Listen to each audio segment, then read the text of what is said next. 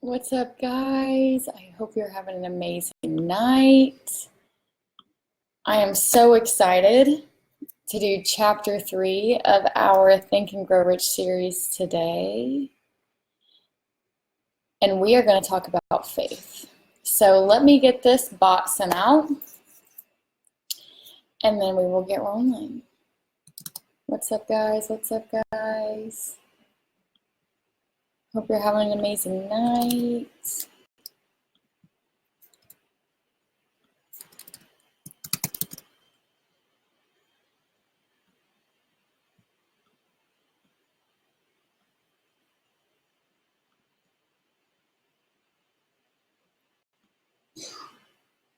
All right.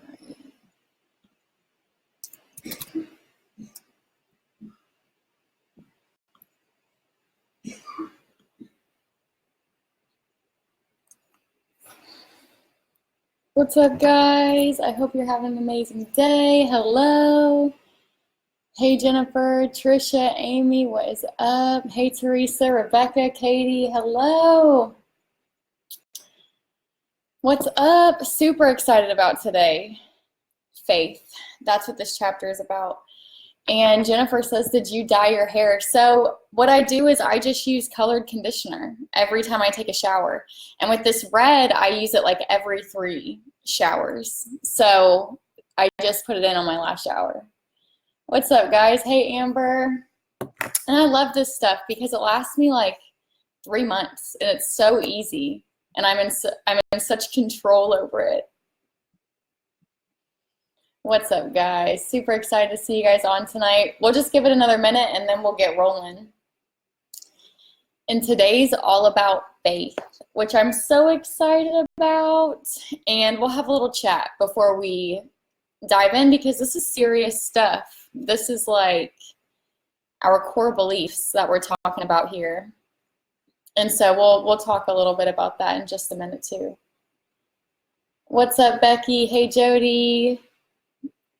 Hey, Jesse, how's it going? What's up, guys? So excited to see ya. Yeah, and definitely be paying attention to our bot because we are going to amp him up. And Deanna's been working on some new flows to send and stuff to send like on the weekends and different things throughout the week. So super excited about some changes coming to CBD bot. What's up, guys? Hey, Elizabeth, how's it going? What's up, Brandy? Hey, Sherry. Hey, Lisa. What's up, guys? So exciting to see you. Tim's not going to hang out with us tonight. Tim is in full push mode right now. And so he is learning and creating and building and imagining. And I'm like, yes, get it. What's up, Marie? Hey, Denise. Hello. Thanks, Jody. I love you, girl. Yeah, I love this series too. It's been so fun. What's up, Terry? How's it going? Hey, Sue. Yes. Oh, you're so welcome, Jesse. And, you know, this is a perfect time to start. So let me tell you guys a little story that you guys all already know. In this book, you know, he talks about infinite intelligence and he talks about coming into something. He talks about coming into your other self. And I'm the perfect person to go through this book with you guys because about a year ago, I went through a crazy experience and I didn't know what was happening. I had no idea. And so I called it a spiritual awakening. And it came from me pushing through network marketing trials and tribulations. I'll tell you that right now. The sheer amount of people in my life gave me this. And so I know what it's like to me. And I've really dedicated my life to this over the past year. It happened and I became absolutely obsessed, as most people do when it happens. You know, Think and Grow Rich is a book about a bunch of people that have been through it. And so I think it's awesome that I get to do this with you, especially because that journey was so hard, not knowing what was happening. And it's really funny because I decided that people need to do this. I got the plans, started the Hungry Bear. That's what we do in there. And I've been able to kind of help people through that process. And we get to convention and it's all about it. You know, it's an energy convention. It's about coming into this. It's all about Think and Grow Rich. And it's just so cool that this is what I've been doing for a year. And so doing this with you guys means everything to me. And the most important thing to me is that we should be totally open.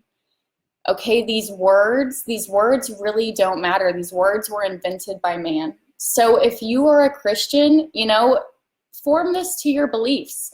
I believe that finding your other self, coming into your awareness, is revelation in Christianity. I believe that in Buddhism, it is called enlightenment. This is like the beginning. And really what it is, it's not new information. It's a perspective shift. It's like a series of perspective shifts forever, I feel like. And they're gifts. They're absolute gifts.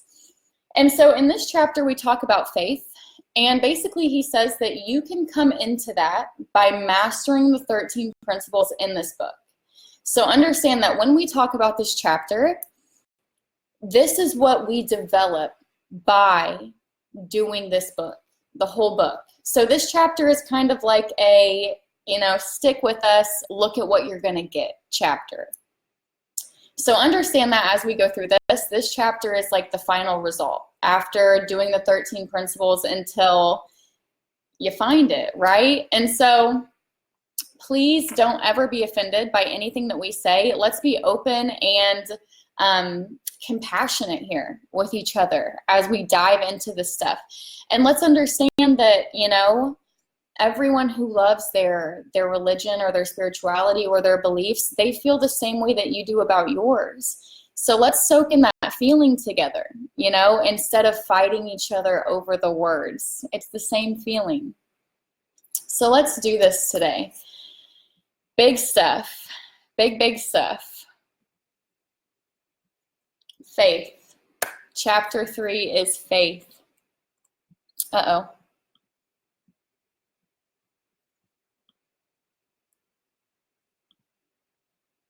So here's our 13 principles. So remember, this chapter, he basically says that you come into faith by mastering these principles. So this is like a preview of what we're going to get by mastering all of this stuff.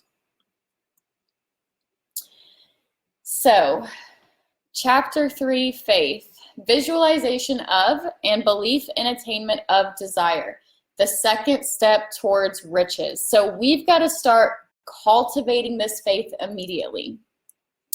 And I love how he says faith is head chemist of the mind. When faith is blended with the vibration of thought, the subconscious mind instantly picks up the vibration, translates it into its spiritual equivalent, and then transmits it to infinite intelligence. So call infinite intelligence whatever you want to, right? We can do that. And so here's a little picture that I kind of made. Let's pretend like this is like our conscious mind. This is the thoughts that we know of, that we feel, we know that they're there. You go above that and there's the subconscious mind. So these thoughts we are unaware of. This is where like our limiting beliefs live and our repressed emotions. So we are completely unaware of our subconscious mind. And then basically what they're saying is that the subconscious mind is the doorway that leads into that infinite intelligence.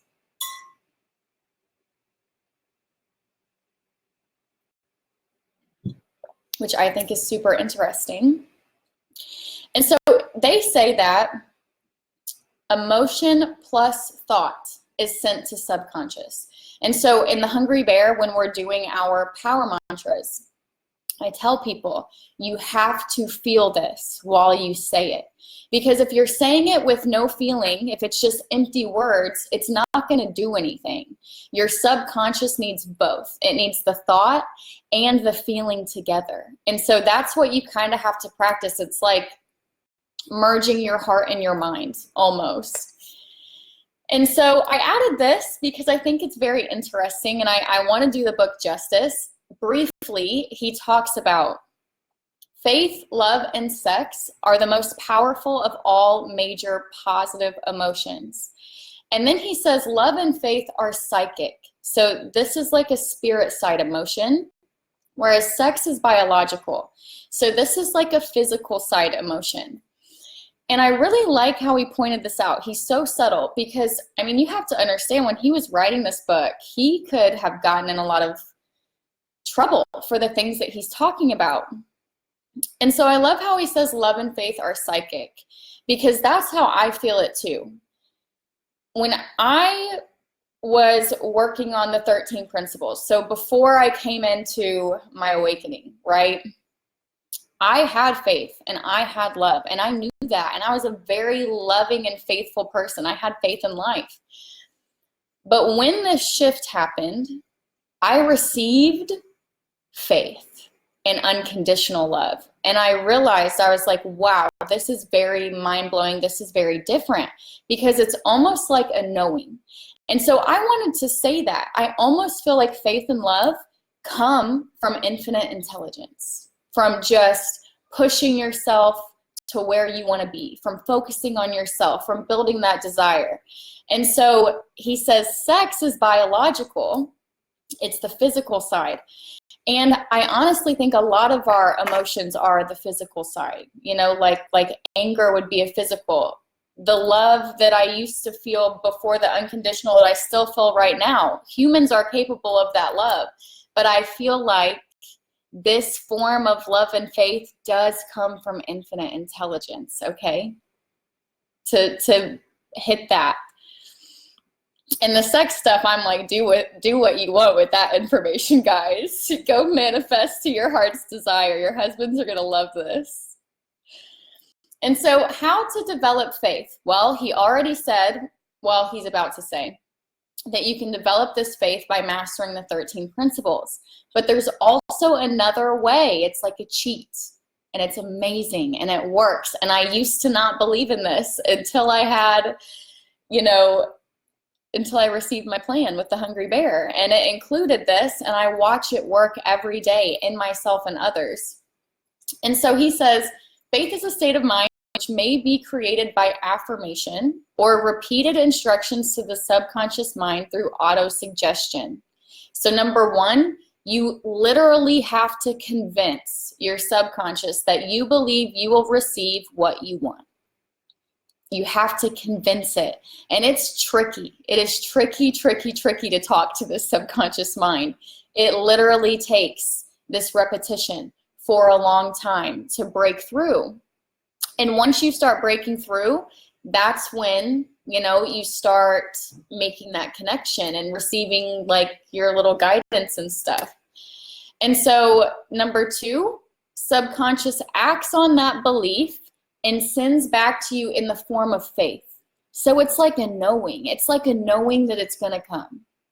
And with that level of faith, it's like nothing that anybody else says to you ever can stop you or change your mind. You know what I mean? And then so number three, subconscious sends definite plans for achieving goal. So like that's what happened to me with the Hungry Bear. It's like, why in the world would I even think about doing this? But I got my plan, right? And so I love this quote because it makes you understand that this stuff is so hard to talk about and explain. And so he says, the method by which one develops faith where it does not already exist is extremely difficult to describe. Almost as difficult as describing the color of red to a blind man who has never seen color and has nothing with which to compare what you described to him. And I agree with this. I've been trying for a year. And so let's not get lost in describing it at all. Let's just know that it will come by practicing the 13 principles or by practicing autosuggestion. Boom. Those are the two ways that Hill knows it will come. And I agree. I completely agree. And here's one of my tricks. One of my best tricks. If you can convince yourself, if you can know that life is perfect and that everything it brings you, every experience, every person, everything that it brings to you is a reflection of the vibration of your subconscious mind. So that's why life is perfect. If You know, you get a promotion and you have a limiting belief that says I'm worthless, you might feel really excited about the promotion, but unknowingly that limiting belief is going to sabotage you in some way. You're going to show up late. You're going to decide that you're not worth the promotion. Give it to Jack, right? And so life is, you're getting the experience that your subconscious mind is creating so you can discover what your limiting beliefs are.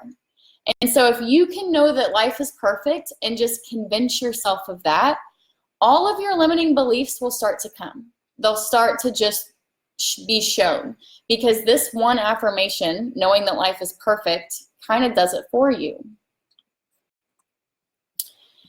And so he says, faith is a state of mind which you may develop at will after you have mastered the 13 principles, because it is a state of mind that develops voluntarily through application and use of these principles. No one can do it for you. It just happens to you. And it's like a lifelong process, I feel like. And so he says, repetition of affirmation of orders to your subconscious mind is the only known method of voluntary development of the emotion of faith. And that's what I do with people every day, because I see it. I see how important it is. And so here he gives an example. He says, to clarify, let's look at why some men become criminals by a famous criminologist. Number one, their first contact with crime. They absolutely hate it. He says they abhor it. They hate it. They want to get away from it. Number two, if they remain in contact, they become accustomed and begin to endure it. So all of a sudden, it's just not so bad. Maybe this is who I am. Maybe this is how I can make money, right? And then number three, if they remain in contact, they embrace it and become influenced by it. Embrace it. They love it. And understand, you can do this with anything if you can do it with crime. Because with crime, you are watching people, you know, sometimes die. Sometimes your friends are murdered. Sometimes your family, you know, like it is crime. And you can beat crime by just staying in it, by just convincing yourself that this is what you're going to do with time. And so that's the way that it happens. It's over time, you're convincing your subconscious, and then you can be happy right where you're at, and you're going to see the results of your work that you've been doing. And so he says that all thoughts that have been emotionalized, given feeling, and mixed with faith begin to immediately transform themselves into physical reality. So as you're mastering these 13 principles, this process works better and better. And so what are emotions? He says they are the feeling portion of thoughts, which I think is interesting. He lumps those two things together. He says that emotions give thoughts vitality, life, and action. And he says thought plus any emotion can reach and influence the subconscious mind. So here you can kind of see it. Thought plus emotion, over time, they wrap up. They finally reach the subconscious mind. And that's when they start running your whole life. Whatever is in your subconscious is going to run your whole life. And so I put some facts about the subconscious here. We are not aware of our dominant thoughts because they are behind the threshold of consciousness. So our dominant thoughts that run our life are in this subconscious mind. Between 95 and 99% of your life happens on a subconscious level. Craziness. Your ego or physical mind is powerless. It only perceives reality. The subconscious is at least 1 million times more powerful. Whoa, like that blew my mind. And so in your subconscious is the stuff that you don't know about, your limiting beliefs, repressed emotion, trauma, emotionalized thought that maybe sits there and turns into trauma. You know, this stuff just sits there and it can get really negative. And so it says, remember, the subconscious mind will translate negative thoughts into reality just as readily as it will translate positive thoughts. And so a lot of people like to call this bad luck and misfortune. A lot of people like to call this bad luck and misfortune. There are millions of people who believe that they are doomed to poverty and failure because of some strange force over which they believe they have no control. But they are truly the creators of their own misfortunes because their negative beliefs are picked up by their subconscious mind and translated into their physical equivalent. So life, God, infinite intelligence, your other self, call it whatever you want, it works with your subconscious mind. So I look at your subconscious as the divider between the physical half of being a human being and the spiritual half of being a human being. And so the spiritual world, the spiritual half of you, lies on the other side of the repressed stuff sitting in your subconscious mind. And so he says your level of faith is the element which determines the action of your subconscious mind. And I almost believe that your level of faith, so if you look here at your subconscious mind, let's say that your subconscious mind is your vibration for just a minute. And let's say that the more positive your subconscious mind is, the higher your vibration and the higher your faith. And I believe that the higher your vibration is in your subconscious mind, the more that this right here, this little tunnel, opens up and literally like filters. So you're more and more connected to the infinite intelligence. On the other end, if you've got a low vibration subconscious mind, full of negative stuff, right? You have a low vibration. This is low faith in yourself, in life, in everything. And so you can see the thoughts that you're putting, the thoughts that you think every day that are mixed with emotion go to subconscious, and this is your vibration. And you can't really see it, right? Like we don't know anything that's in there. So it's like, it's a mystery. And so I love how he says this. He says, there is nothing stopping you from deceiving your subconscious mind with auto-suggestion, as I deceived my own son's mind. He looks at it as deceiving. I look at it as faith. I look at it as his faith was so strong that something was going to come of this hearing. He knew that life was going to bring him something of it. His faith was strong enough that it was that way, right? I don't think he deceived his son at all. I think he just had faith in what he knew was going to happen. And so he says, to make the deceit realistic, you have to act like you are already in possession of the material thing that you are demanding.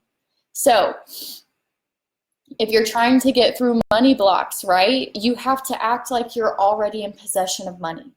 You've got to visualize yourself with the money and doing things and experience those feelings that the money brings, because in those feelings lies the seed of the limiting belief that you carry, right? So like visualization can really help you pull out those seeds.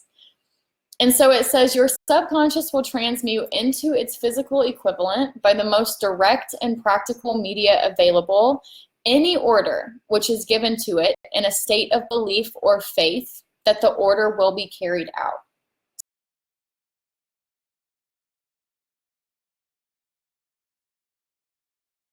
Of faith, your level of faith. And so it says perfection will only come with practice. And what do I see that as? You doing affirmations every day and feeling them. The goal isn't to say them powerfully, it's to feel them as powerfully as possible. The goal is to meditate and visualize and bring yourself to emotion over what you visualize, right? So the feeling is so important, and you've got to practice it over time. And so here we go. This is someone trying to change their limiting belief that I am worthless. They don't know that it's there, but they're doing their affirmations and they're chipping away, right? So in their subconscious exists that belief. What happens is it takes a long time to convert your subconscious mind from positive, high vibe, high faith. So it takes a long time to get positive. So you can see like this limiting belief exists. And let's say that she's been doing her affirmations for 6 months. Let's say that her conscious thoughts, or let's say 3. Let's say that her conscious thoughts have been positive for 3 months. But look, they haven't even reached the subconscious yet. Like, it is hard to get there. And that's why autosuggestion is the only known way, right? And so from what I've seen in the Hungry Bear, time differs for everyone when you start to get your breakthroughs. And the path to the subconscious also differs for everyone. For me, it was like surrendering to the perfection of life. You know, Deanna's starting to find it through forgiveness. And so everybody's different, and be gentle with yourself along your personal journey. And so how did they build 6 months of this positive shoot going into the subconscious? They did some type of worth affirmation, like, I believe I am successful. I have deep confidence in myself. And they did that like a million times over the course of a really long time, right? And that's how you do it. And so he says, the mind takes on the nature of influences which dominate it. And I like how he says dominate it, because it's almost like people think that they have a choice. Your frequency works with life. And so if your frequency is the contents of your subconscious mind, if you spend 2 months with someone with a low frequency, the frequencies work with life. So they are affecting you. They are affecting your frequency just being around them, right? So it's important, because the influences in your life do dominate your subconscious mind. It is not in your ability to really block that. Frequency is like a life thing, I guess. And so it is essential for you to encourage positive emotions as dominating forces of your mind, and discourage and eliminate negative emotions as much as you can. As much as you can.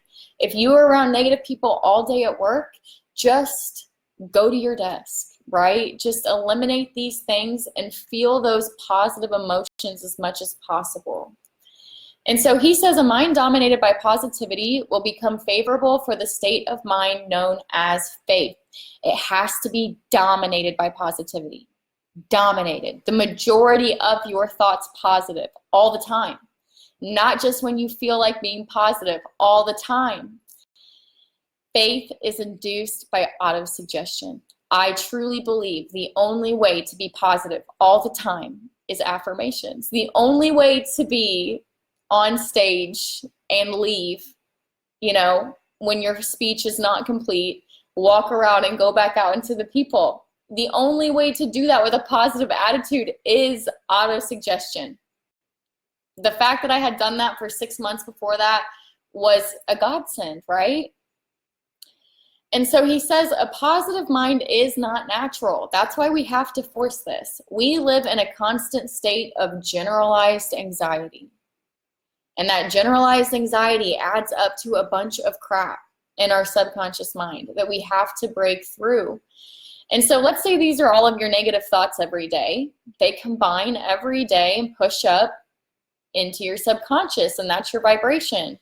And so it says negative thoughts filter into the subconscious, where they become limiting beliefs, lower our frequency, and attract more low frequency people, things, and experiences into our lives.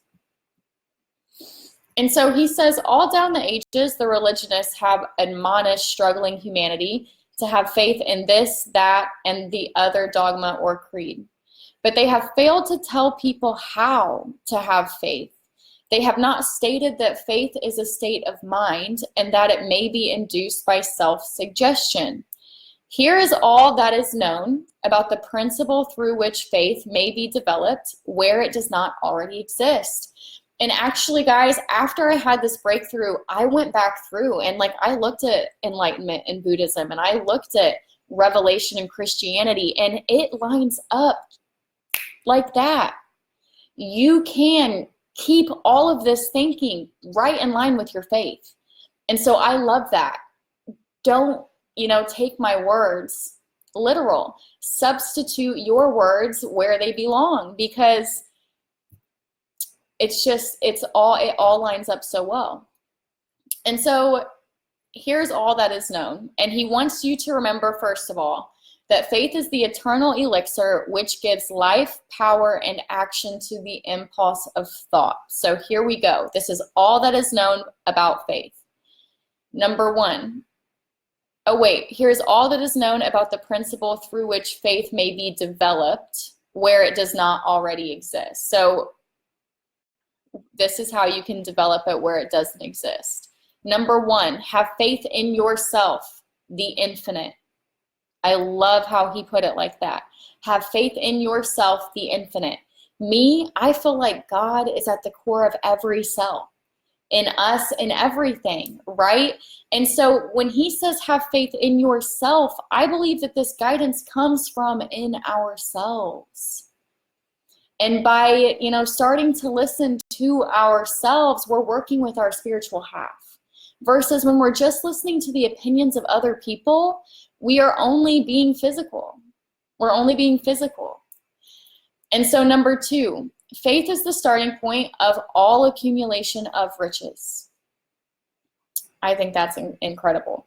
Number three, faith is the basis of all miracles and all mysteries which cannot be analyzed by the rule of science. So he believes that all miracles that have ever happened is a result of faith. Number four, faith is the element, the chemical which, when mixed with prayer, gives one direct communication with infinite intelligence. Number five, faith is the element which transforms ordinary vibration of thought created by the finite man into spiritual equivalent. Number six, faith is the only agency through which the cosmic force of infinite intelligence can be harnessed and used by man. So this is how we work with our infinite intelligence, whatever that means to you. And that is okay, right? And so then he says, every one of these points is capable of proof. The proof is simple and easily demonstrated in autosuggestion. One comes to believe whatever one repeats to oneself, whether the statement is true or false. And if a man repeats it over and over, he will eventually accept the lie as truth. Every man is what he is because of the dominating thoughts which he permits to occupy his mind. Thoughts that he places in his own mind and encourages with sympathy and mixes with any emotion constitute the motivating forces which direct and control his every movement, act, and deed. Your subconscious mind runs your whole life, and it is in charge of what comes to you, is basically what he just said in that last one. And so thoughts mixed with any of the emotions constitute a magnetic force which attracts from vibrations of the ether other similar or related thoughts. So your subconscious mind, your vibration, that's what I'm seeing it as. Thought magnetized with emotion is a seed that grows and multiplies over and over until it becomes countless millions of seeds of the same brand. So I think that at some point your subconscious mind gets so full that spiritual anything cannot get through. And at this point we start, maybe spiritual things can get through still around our limiting beliefs, but maybe we don't recognize them.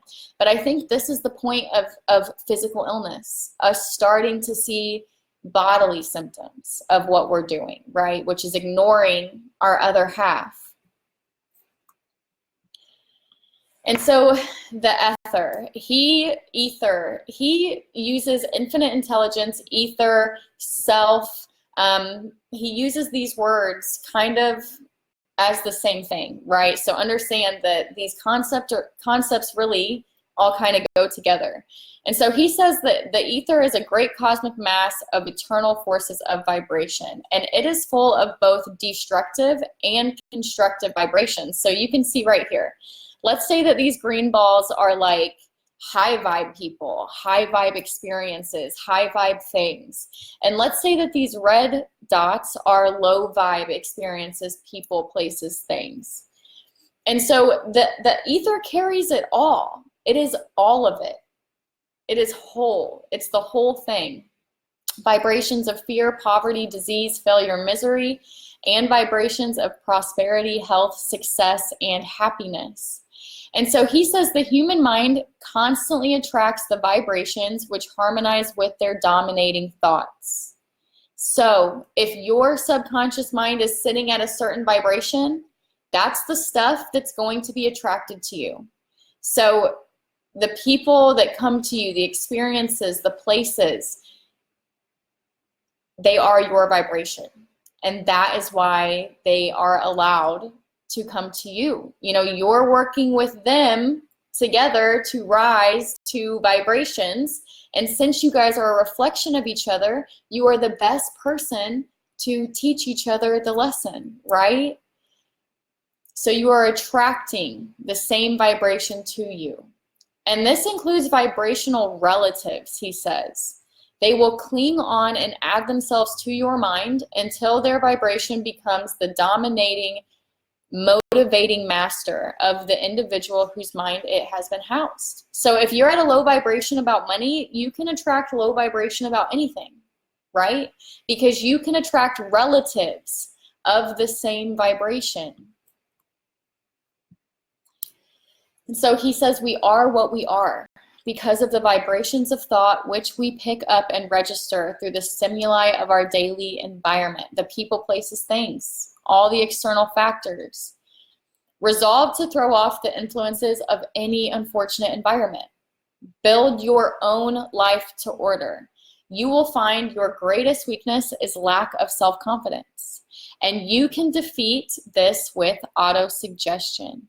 And so here's his self-confidence formula. And I tried to kind of reword this a little bit. So if you want the original, go look in the book.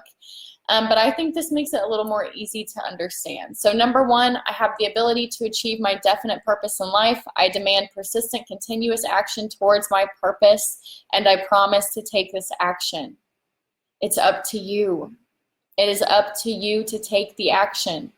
Number two, I realize that my dominating thoughts reproduce themselves in outward physical action, gradually turning into reality. Therefore, I will spend 30 minutes per day thinking about the person I want to become so I have the clearest mental image. I love visualizing myself in the future, like seeing myself on stage as a master and looking at her and saying, what does she have that I don't?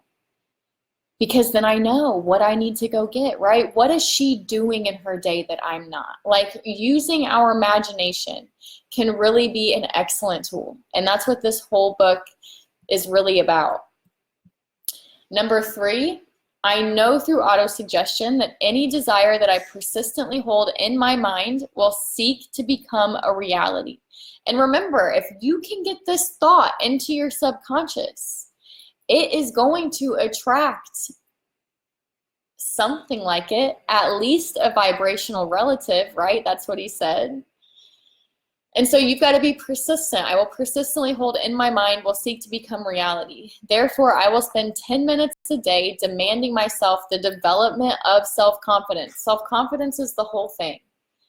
Faith in yourself is the same as the world, other people, the universe, all of it. Self-confidence, it's the whole thing. Number four, I have clearly written down a description of my definite chief aim in life, and I will never stop trying until I have developed sufficient self-confidence for its attainment. And number five, I realize that no wealth or position will endure unless it is built upon truth and justice. So if you're out here manipulating people, I just don't know if it's ever going to come to you. You know, you've got to build upon truth and justice. I will engage in no transaction that does not benefit all whom it affects. Because think about it. If you are intentionally going into an interaction with someone, knowing that you're hurting them, what is life going to give back to you? What? Right? And so we've got to think about this stuff because it matters. I will succeed by attracting the forces I wish to use and the cooperation of other people. Yes, you can attract the cooperation of other people to you. And guess what? They're going to be at your vibration. Others will serve me because of my willingness to serve them. Amen. I will eliminate hatred, envy, jealousy, selfishness, and cynicism by developing love for all of humanity. I know a negative attitude towards others can never bring me success. Never. If you still hate groups of people, belief systems, corporations, companies, religions, life cannot bring stuff to you. If you hate people, life cannot bring you people, right? And so that's a limiting belief that we've got to get rid of to think and grow rich, according to Napoleon Hill, and I agree. I cause others to believe in me because I believe in them and myself. Before, when I didn't believe in people, they would come to me and ask me to do something and I would do it for them. That was me not believing in anybody else. Now I believe in other people. And I know that if I steal their lesson, they're never going to learn, right? I believe in you. I believe that you are capable of doing this for yourself so you can do it forever, right? I cause others to believe in me because I believe in them and myself. And then last, I sign my name to this formula, commit it to memory, and repeat it out loud 1 time per day with full faith that it will gradually influence my thoughts and actions so I will become a self-reliant and successful person. And this is on the worksheet. So you can do this every single day, and I definitely recommend it. This is what's going to increase your vibration and increase everything in your life, right? And so he says the law of nature, or a law of nature, backs this formula, and no man has ever been able to explain it. Those who go down in defeat and end their lives in poverty, misery, and distress do so because of negative application of the principles of autosuggestion, because all impulses of thought have a tendency to clothe themselves in their physical equivalent. So here we go. These are the thoughts we think every day. We send them to the subconscious mind when we add emotion to them.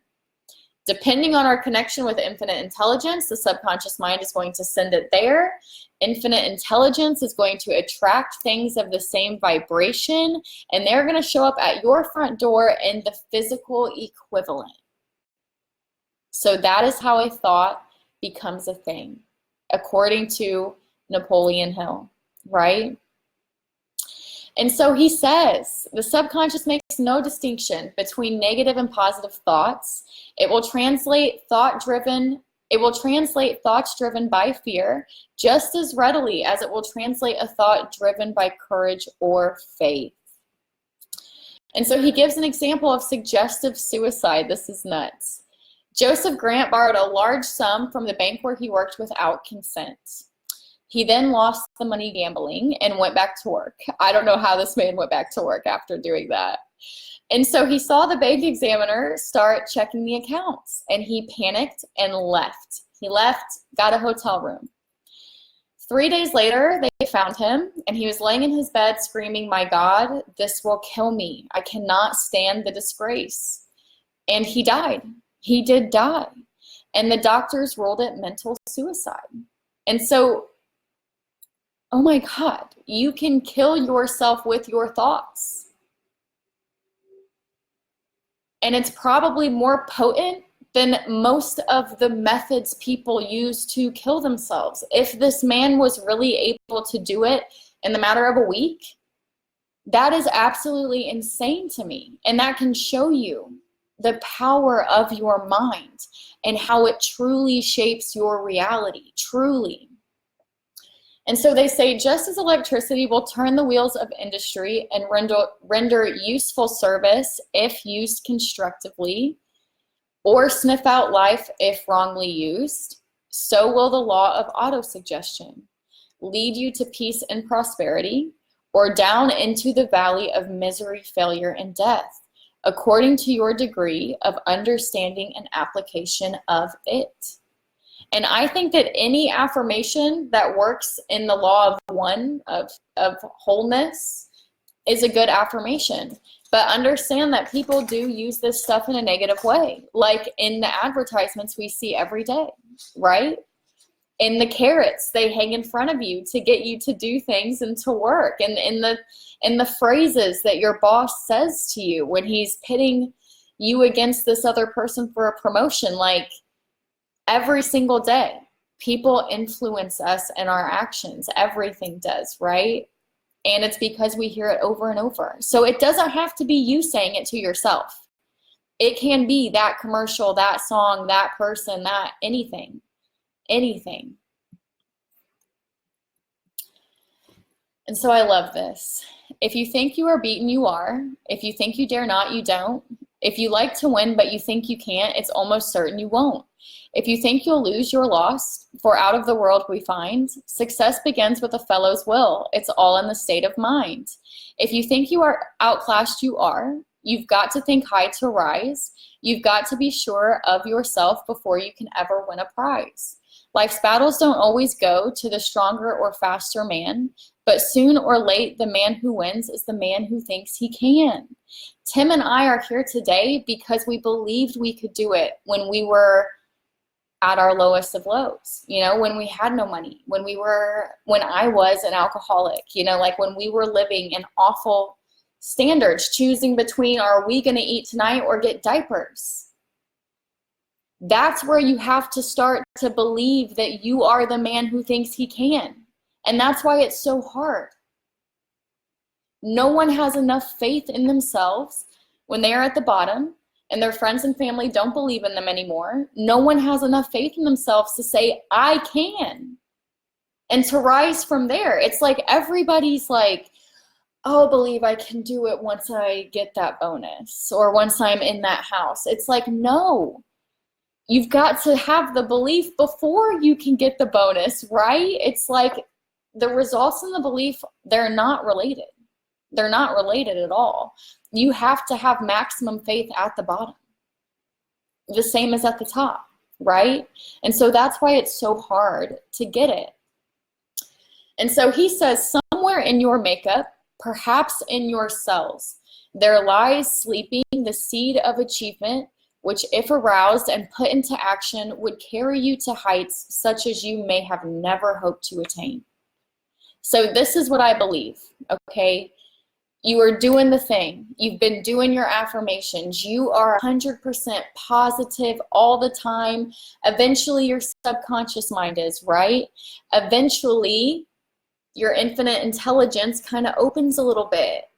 And you start to get more, and you've got all of this faith, and it's like your cells like change. With enough positive impact, your cells/DNA begins to change. And he said it in the book, somewhere in your makeup, perhaps in your cells, there lies sleeping the seed of achievement. And so that's how I see it too. It's like you can try to understand something in your mind, but when this happens, it's like a body knowing. And you receive new information and perspectives. New information and perspectives that other people really don't understand. And so he talks about Abraham Lincoln being Mr. Nobody from nowhere. I'm like, oh my God, can I even type that about Abraham Lincoln? Until he aroused the sleeping genius within his heart and brain by not giving up, right? By trials and tribulations, by autosuggestion, by not giving up. Until he aroused the sleeping genius within his heart and brain and gave the world one of its really great men. And he was in his 40s. He was 45, Mr. Nobody from nowhere. Okay? Like, yes, that is incredible. It is never too late. It is never too late. And so his happened through love. Through a breakdown with love, Anne Rutledge, the only woman he ever loved. And so Hill says the emotion of love is close to faith. And love comes very close to translating one's thought impulses into their spiritual equivalent.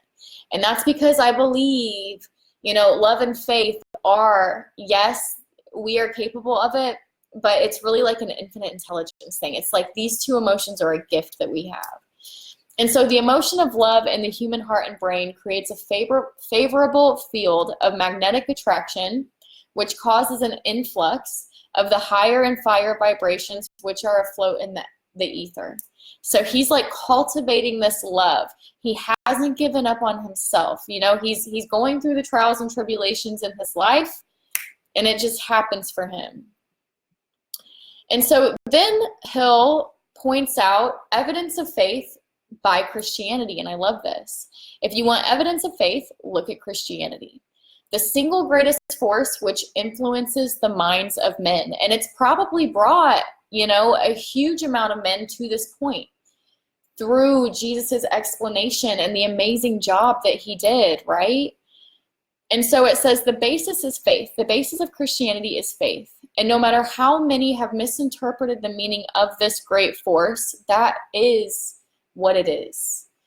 And the sum and substance of the teachings and achievements of Christ, which may have been interpreted as miracles, were nothing more nor less than faith. That's what Hill says. If miracles are produced, it is only through the state of mind known as faith. Some teachers of religion and many who call themselves Christian neither understand nor practice faith. And I don't like that, because we can all practice faith. I know this because I always have. I've always been faithful in life, God, what have you, right? But like I said, when this starts to happen, and so I believe this is probably what Jesus looked like. This was his conscious mind and emotions. This was his subconscious. He had this huge funnel going to infinite intelligence, and it's a stream. And so that's why faith and love are different, because faith and love, yes, we humans can have it and send it up, but it can also be sent down. And so when it's getting sent down, like, that's the miracles. The vibration is so high that you are performing miracles, right? And so that's just the way that I make sense of it, which is why I wanted to show this to you. And, maybe if we can have an open mind, this can help us in our own life somehow, right? And so let's look at Gandhi. He wasn't a Christian. He was a Hindu.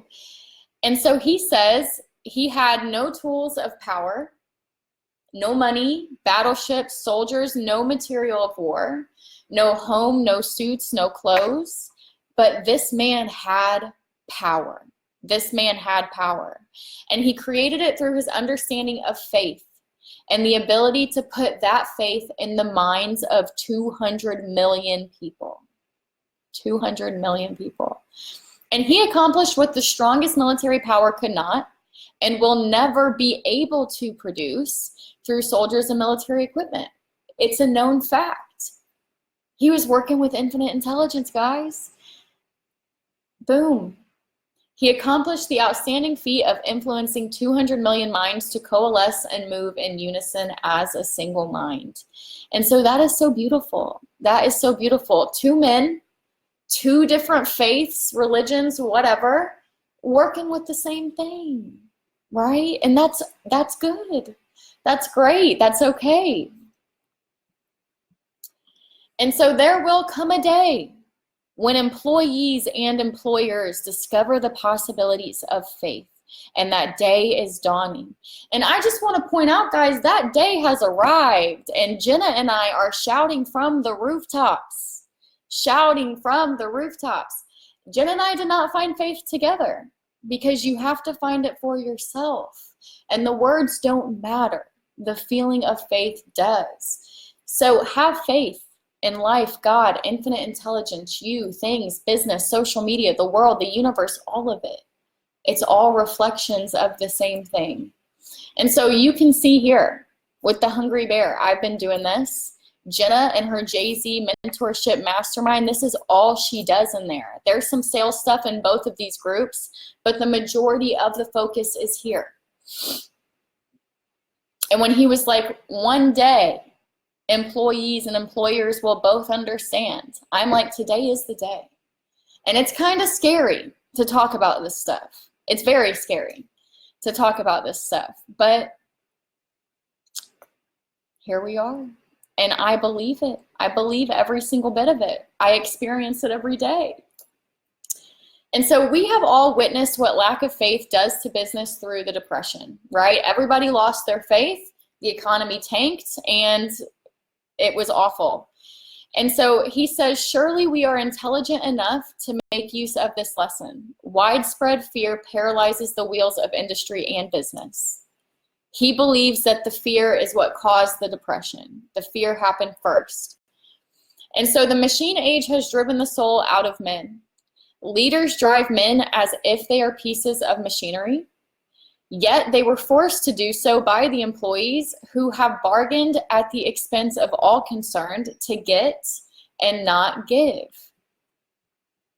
The watchword of the future is human happiness and contentment. And when this is truly attained, production will take care of itself more efficiently than anything that has ever been accomplished where men did not and could not mix faith with individual interests with their labor. And so, faith, giving value, these things are so much more important than taking out a whip and whipping your team. Because taking out the whip and whipping your team is going to make your team not work and demand more benefits. And then it's going to make you whip them harder. And then they're going to throw their arms up in the air and they're going to not work and demand more benefits, right? It is a cycle of driving down each other's vibrations. Driving them down, down, down, down, right? That's why me and Jenna are preaching this stuff.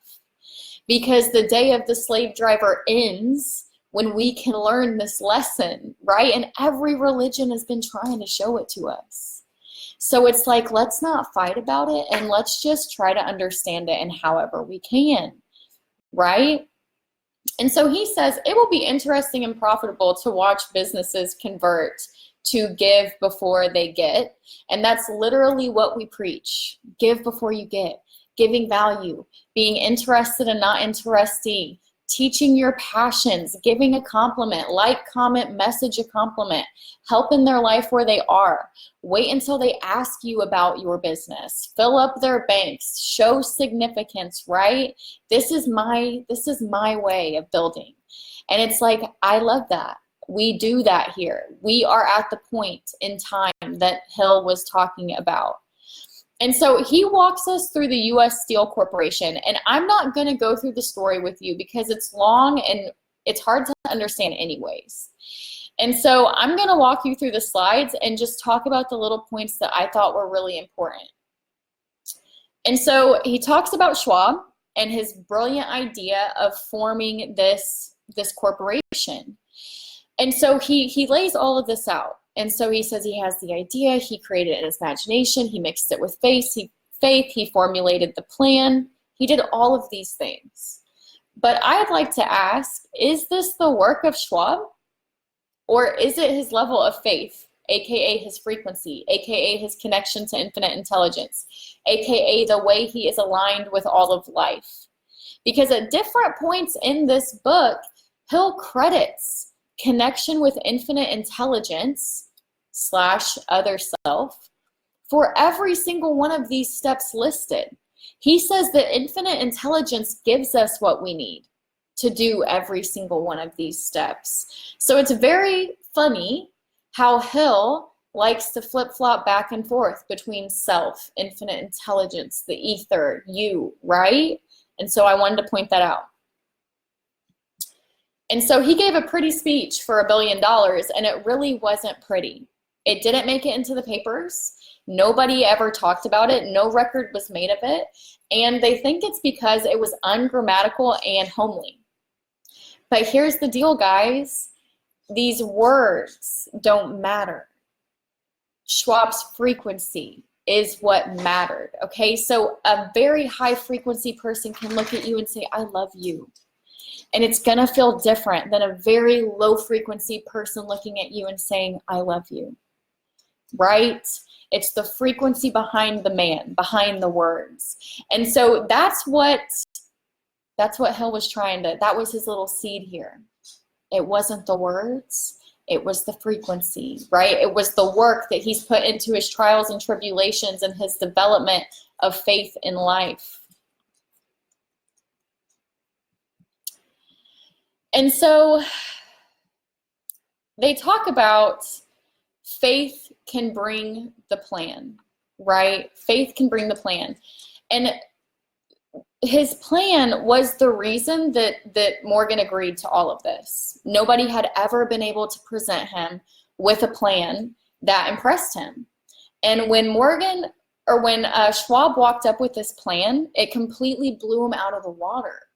And so in this book multiple times, Hill has talked about The plan coming from inside yourself, right? That infinite intelligence inside of yourself. And so faith can bring the plan. More faith equals more clarity. Auto-suggestion plus time equals a positive conscious mind. That plus time equals a positive subconscious mind. And that plus time equals faith. That's the way that I'm seeing it, the way that he's building these concepts here. And so during Schwab's speech, this was all of the things that he talked about. And it's like, how in the world did this man think of all of these things and see it from such heights? That's the word he used. He saw it from such heights. And so that's the indicator that he thinks Schwab got this plan from inside himself, from a perspective shift, right? The perspective shift is what allowed him to create such a plan where he could see it from such a high place. And that's why Morgan agreed. And then he says, he did not know it, but he was an apostle of modern day mass production. Notice the word apostle. Notice the brilliance of the plan and how a plan like this had never been thought of before, right? Who knows how many people were positively impacted by Schwab? And in my opinion, business is a great place to impact a lot of people, to bring a lot of miracles into the world. It's almost like we think that infinite intelligence can't operate anywhere. But yes, it can. And it operates through business people all the time. And so Morgan took a long time to get back. They snuck around, found a way to meet with each other, pondered over figures all night, and Morgan and Carnegie were two enemies who needed to come to an agreement about this plan. So Schwab went to Carnegie to try to make this happen, even though Morgan and Carnegie, all they did was fight. Like, Carnegie had tried to eat Morgan's business multiple times. And so this looked absolutely impossible. But Schwab said, well, I can try. And so he did.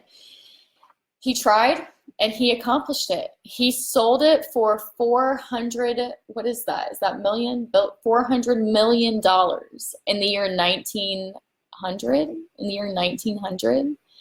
And so there was a huge uproar. Everybody overseas were like, what are you thinking? There's going to be an emperor in Washington. You know, everybody was appalled by this gigantic monster of a corporation that had just been built. But here's the thing. Everyone involved earned their millions. The consumers saved money. Every business involved profited. So everyone won. Every single person won. And the dramatic story of big business that you have just finished was included in this book because it is the perfect illustration of the method by which desire can be transmuted into its physical equivalent.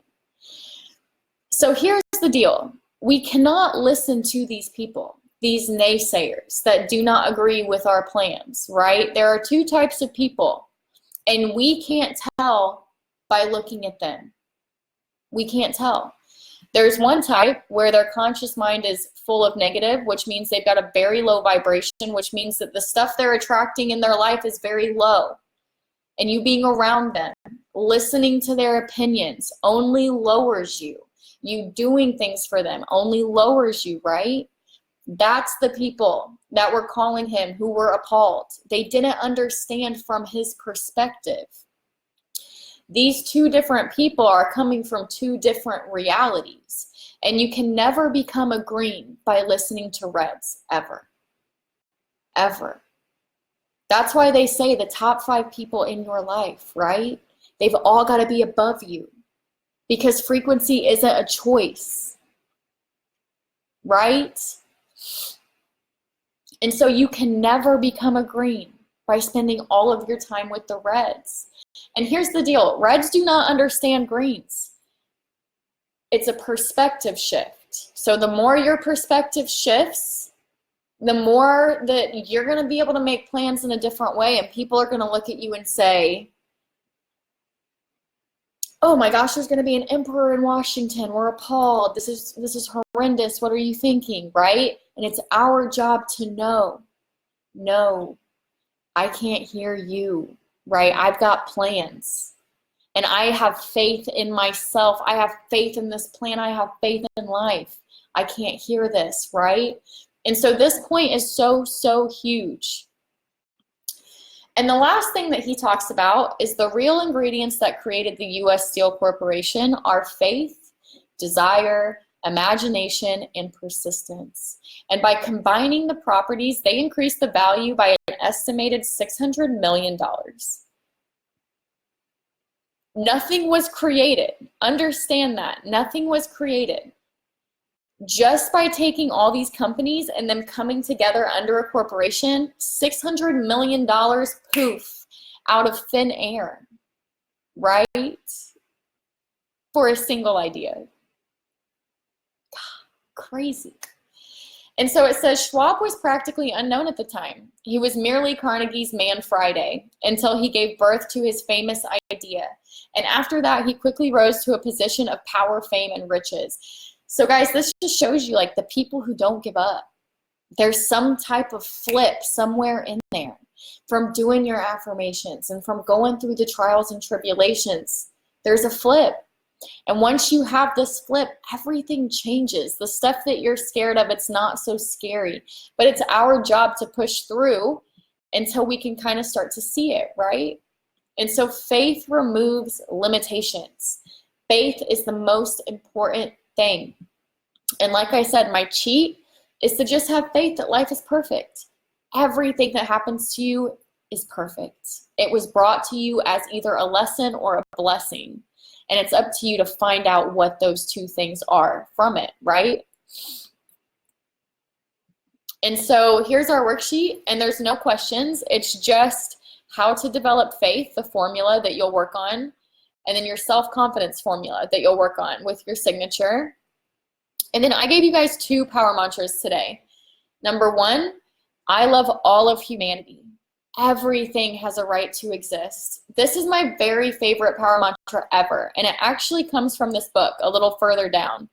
And so this is huge because the first step is to stop fighting what you don't want. And so if you can convince your subconscious mind that you can exist with anything, then guess what? There's nothing you don't want anymore. And then guess what? All that's left is what you want. Like that's all that's there to focus on. So if you're a Democrat, you can fully just love being a Democrat. You can move up in that party instead of fighting the Republicans, right? Instead of getting nowhere, instead of lowering your frequency every day. And so this is my favorite power mantra ever. Do it all the time. I believe that this will eliminate the majority of limiting beliefs. And then number 2, the one I gave you before to help us develop faith. Life is perfect. It's all for me. Life is perfect. It's all for me. It's a lesson or a blessing. And it's for me to figure that out, right? And so I have complete faith with what is brought to me. And so there you have it, guys. And I will upload this in just a second when I get off of here. But I haven't, my screen's been frozen, so I haven't seen comments the whole time. So I hope you guys loved it. And if you have any questions, life is perfect. It's all for you. You can go ahead and drop them really quick and we can talk questions, but I can't scroll up very far. So I can't go up and look.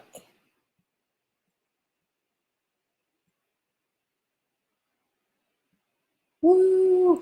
I swear these are so huge. These are so huge. And you know, it doesn't really require any work. This is stuff that just happens as you consistently do your daily actions and you do your power mantras, right? So it's like, that's all you got to do.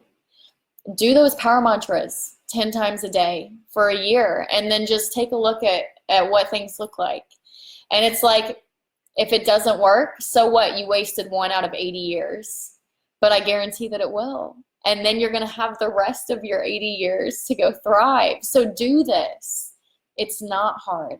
And it's the best business partner ever to go with our daily tasks.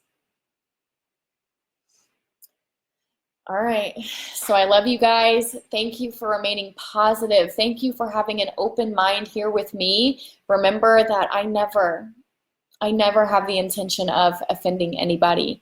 I just want to see us all grow and succeed together. And I think this is the most important stuff. So I love you guys. Tag your teams. Make sure you guys watch this. Watch it a couple times. And then next Monday, we'll be doing chapter 4. So I hope you guys have a good night. And keep your eyes open for tomorrow. Deanna's going to be on MF Monday. And she'll be sending out the box. So I love you guys. And I will talk to you soon.